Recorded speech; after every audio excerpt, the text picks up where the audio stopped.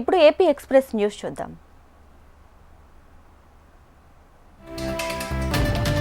ఎన్టీఆర్ జిల్లా నందిగామ కంచికచెర్ల మండలం పరిటాల గ్రామ క్వారీల క్రషర్ల వద్ద రైతులు నిరసన చేపట్టారు. ఎన్ఎస్పీ కాలువలోకి క్రషర్ల ద్వారా వచ్చిన రాళ్లతో పూర్తిగా నీళ్లు రాకుండా పోతున్నాయని రైతులు ఆవేదన వ్యక్తం చేస్తున్నారు. 32 క్రషర్ల నుంచి వచ్చే దుమ్ము ధూళి వలన పంటలు పండక దిగుబడి తగ్గి రైతులు పూర్తిగా నష్టపోయే పరిస్థితి ఏర్పడింది.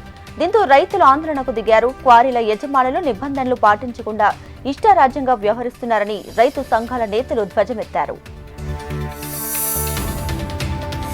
ఏలూరు జిల్లాలో మెడికల్ మాఫియా రెచ్చిపోయింది. డాక్టర్ ప్రిస్క్రిప్షన్ లేకుండా నిషేధిత మందులు విక్రయిస్తున్నారు.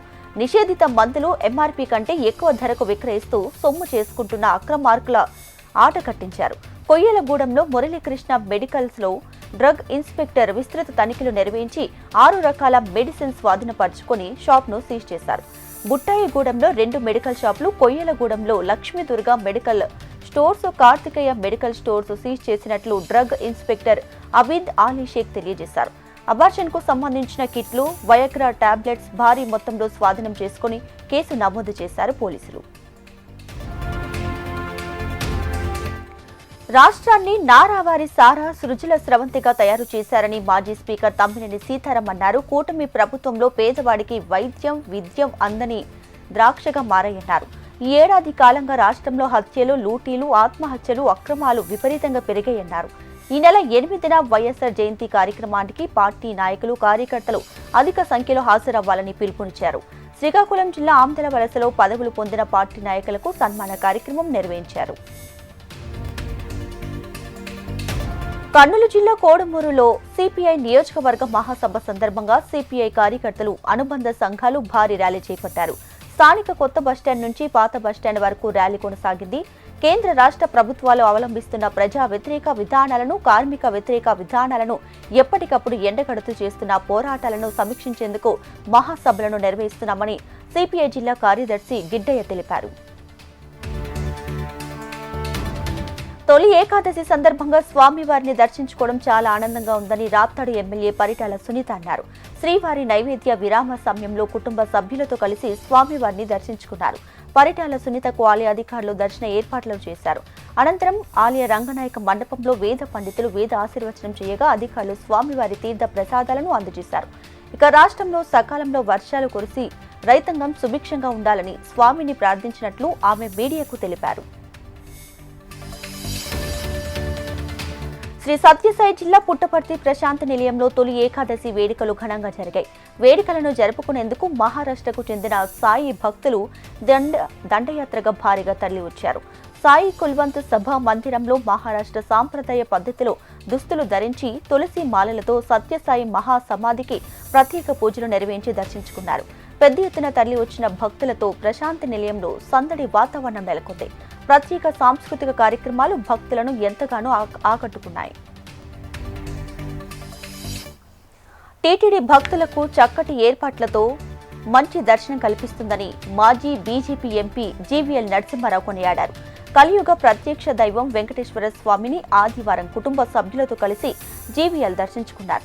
అనంతరం ఆలయ రంగనాయక మండపంలో వేద పండితులు వేద ఆశీర్వచనం అందించగా అధికారులు స్వామివారి తీర్థ ప్రసాదాలను అందజేశారు. తన పుట్టినరోజు అలాగే తొలి ఏకాదశి నాడు స్వామిని దర్శించుకోవడం తన పూర్వజన్మ సుకృతంగా భావిస్తున్నానన్నారు.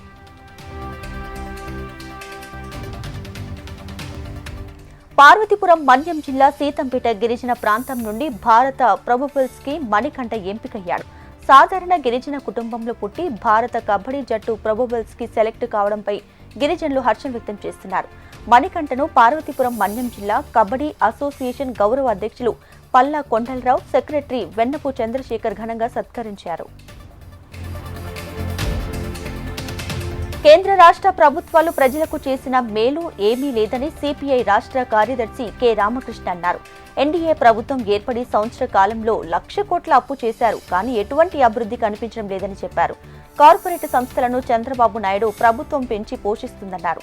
స్మార్ట్ మీటర్లను వ్యతిరేకించిన చంద్రబాబు ఇప్పుడు అదే స్మార్ట్ మీటర్లను బిగించామని ఆదేశాలు జారీ చేశారని తెలిపారు.